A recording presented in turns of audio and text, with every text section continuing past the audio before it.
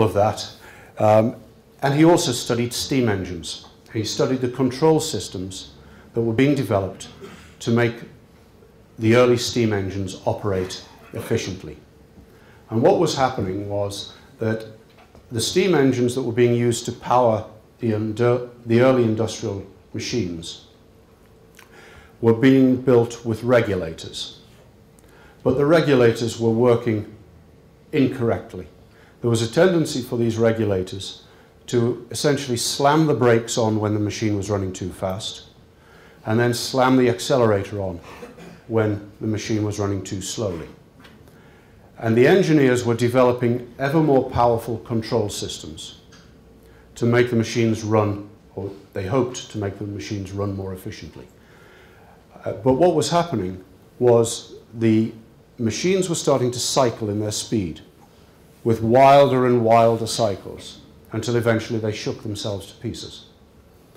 So Maxwell analyzed this process, and he said that if you're trying to control a system, or if a system is disturbed, any system, it can respond in one of only 4 modes. The first mode is essentially the financial instability hypothesis, or a cascade response, or an avalanche response, or a domino effect. There's lots of names for this. And that is, when you make the initial disturbance, that disturbance will feed upon itself, as I've described in asset prices, until you get an avalanche or a catastrophic event. The second mode is that you can disturb something and that disturbance will fade away. It will come back to equilibrium.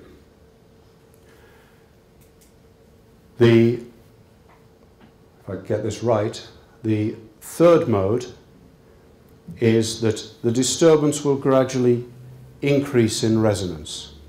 So if you like, perhaps if you could pass me one of those bottles.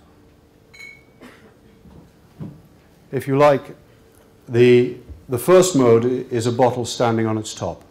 If you tip it, it will fall over. So the initial disturbance will amplify itself. The second mode, the bottle is standing on its base. You tip it, it will wobble back to where it started from. So it's a stable equilibrium versus an unstable equilibrium. Then there's another mode where you can tip it a little bit and it will wobble slightly, and gradually the wobbles will increase and it will fall over. And a fourth mode where it will wobble and the wobbles will attenuate and it will go back to its stable situation. Now those 2 wobbling modes are what happens when you introduce a control element. When you introduce a governor on a steam engine, or if you introduce a central bank into an asset market. If the central bank is trying to control the asset market, the central bank can have an action whereby it either decreases the wobble or amplifies the wobble. And Maxwell's analysis suggests that if you try to control the system too aggressively, your controller will have the opposite of the intended effect. When the speed drops just slightly too much, you stamp fully on the accelerator, then the speed will suddenly shoot up. That will cause you to panic and then stamp fully on the brake. You will slow down too much, making you stamp even more vigorously on the accelerator again. Now, if I come back to a point I made earlier, Greenspan talked about his risk management paradigm, where he would try to look for risks in the future and stimulate before the problem occurred. Greenspan was looking for a problem in the future and stamping on the accelerator very, very early, causing the economy to accelerate too much. And unfortunately, he didn't bother using the brake very frequently. But then eventually it would start collapsing on its own. He would stamp even harder on the accelerator again, and you would get a wilder cycle. And unfortunately, over time, you saw the cycles in the economy build up, such that the monetary policy cycles had to get bigger and bigger. And sadly, by the nature of monetary policy, there is a flaw. you can't take rates below zero. So at some point in the economy, the cycles build, the response cycles build, and eventually the economy collapses so far that your monetary policy hits zero and you're trapped. You're in the Japan trap.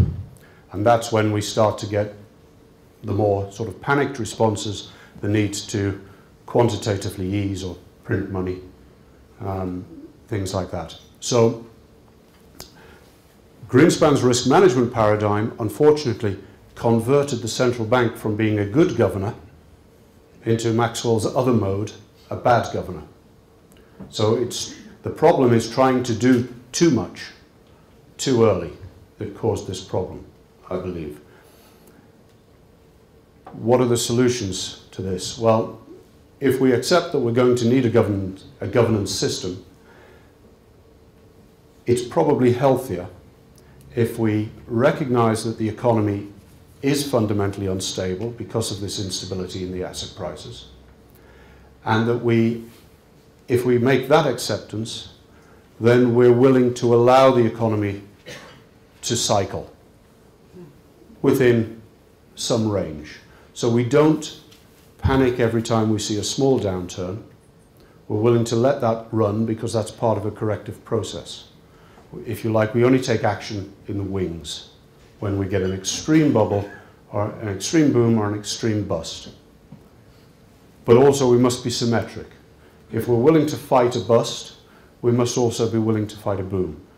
And this requires recognizing that you can have too much credit creation as well as too little. At the moment, I'm getting a warning here. At the moment, there's really a mindset that only accepts that you can have too little credit creation.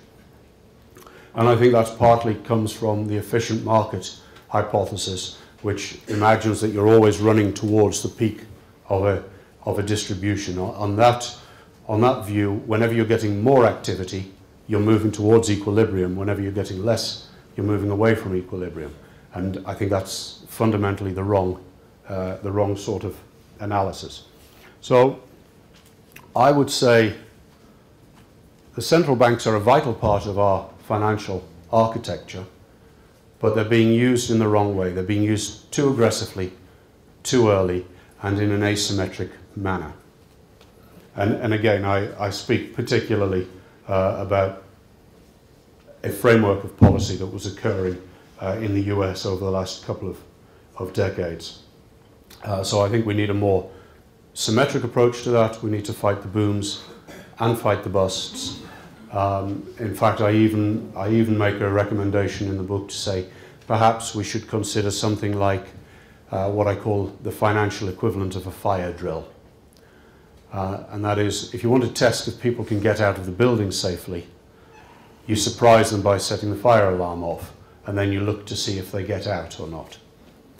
If they do get out, then the building's probably safe. You can let them back in again. In the financial markets, if you suspect there's a bubble, the worst thing you can do is make a statement of a risk management paradigm. You think there could be a bubble and you say, don't worry guys, if you've got too much debt, we, the central bank, will pay it off for you. What are you going to do? You'll get a bigger bubble. On the other hand, if you say, okay, I think there's a bubble, I'm not sure, but there's 200 basis points of rate hikes. Let's see what happens.